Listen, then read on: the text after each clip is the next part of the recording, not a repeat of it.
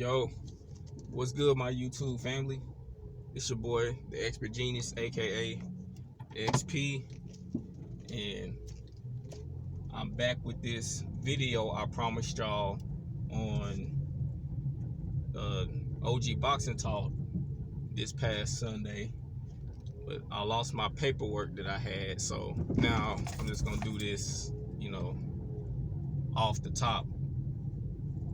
But I wanted to talk about the fight between Harry Haft, aka Harry Matthews, because when he came to the U.S., he changed his last name to Matthews, and Rocky Marciano. But we can't talk about this fight without talking about two people that played a key part in this fight, and may as well say several fights, and that's Frankie Blinky Palermo and Paul John Frankie Carbo. Palermo, he owned the contract to these to prize fighters, and he's best known for fixing the Jake LaMotta versus Billy Fox fight, where he owed Billy Fox money under the table, and Jake LaMotta later admitted that he threw the fight to get a middleweight title shot. But Palermo and Carbo were both partners in crime and were connected to the mafioso. Frankie Carbo was connected to the Lucchese family as a gunman who worked under Murder Inc., and he later transitioned to one of the most powerful promoters in boxing. And I already told you who Palermo was. He owned contracts to certain fighters like Sonny Liston, for instance, and the whole Sonny Liston thing, where people say he took a dive in both fights against Muhammad Ali, and they bring up the Phantom Punch in the second fight, which most people now are not questioning if the punch landed, because we can see the punch was landed. They're questioning if Liston could have got up from the punch. They think he could have got up, but he just chose to stay down. And in the first fight, they think he just quit. He just chose to quit on the stool. But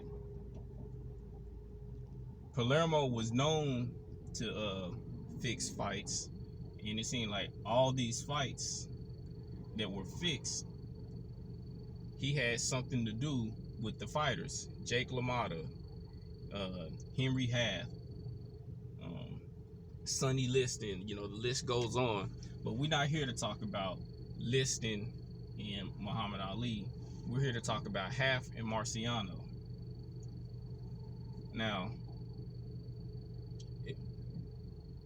during this fight, it was said that Palermo,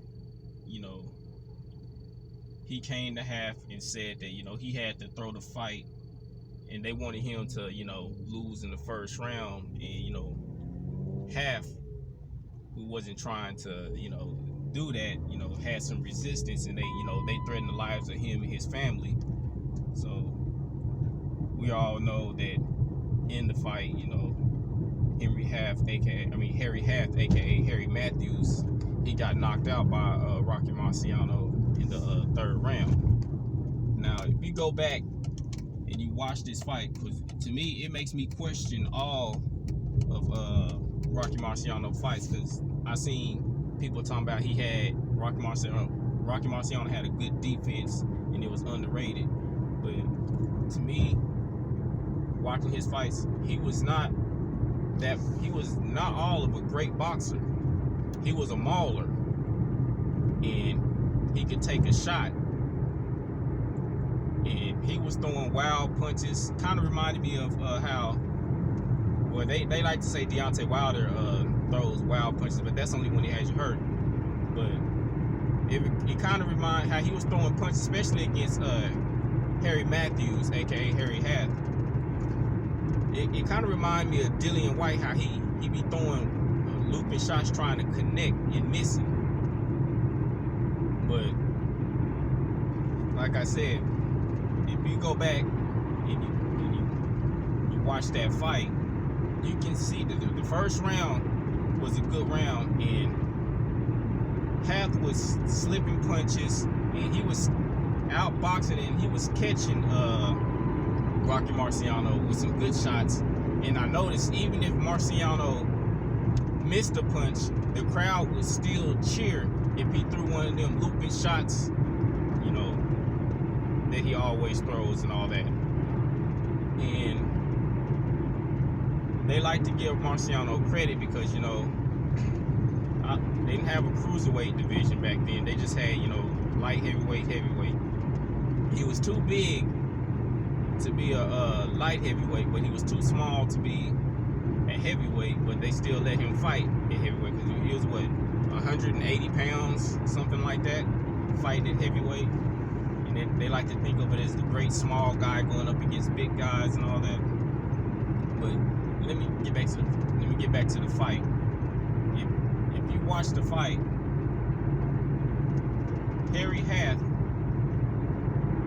Matthews, for those y'all they might get confused, like, he didn't fight no Harry Haft, he fought Harry Matthews. That's because Haft changed his name to Matthews, but I'll just say Matthews so y'all won't get confused. The first round against Matthews was a good round, but Matthews was the better boxer. He was landing the cleaner shots, and, you know, he was holding his own up against Marciano.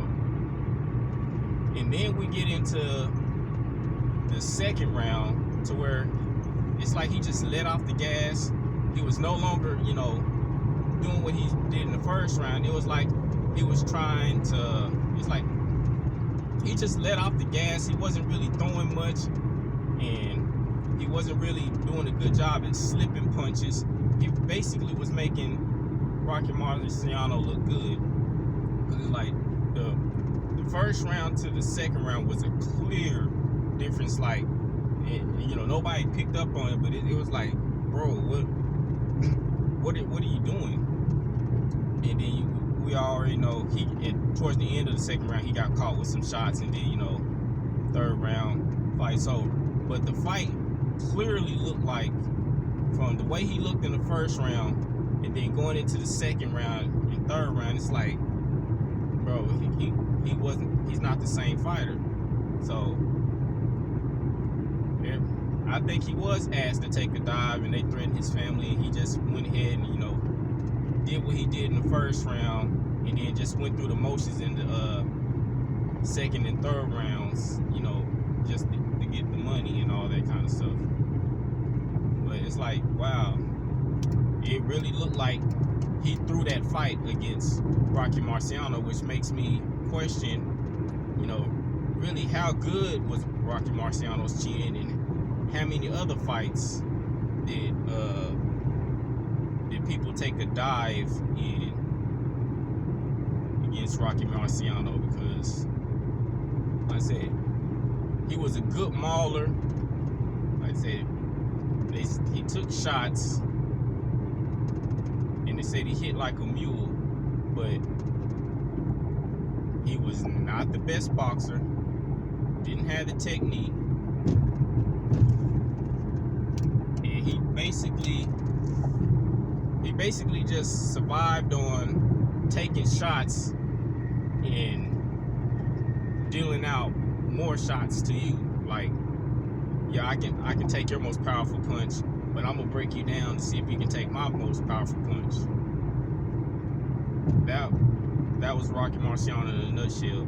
But we have people holding him to a high esteem, how great he was and all that kind of stuff. But then you have fighters like Deontay Wilder, who is not, you know, the best technical boxer out there and all that, and y'all like to clown on him but praise Rocky Marciano, who basically, if you want to call it a skill set to, you know, outlast somebody's shots just to land yours and break them down, Marciano was but just by doing that was a one-trick pony. Yeah, I can take your shots, but can you take mine? That's what he depended on. But like I said, I wonder how much of that was due to fights being fixed.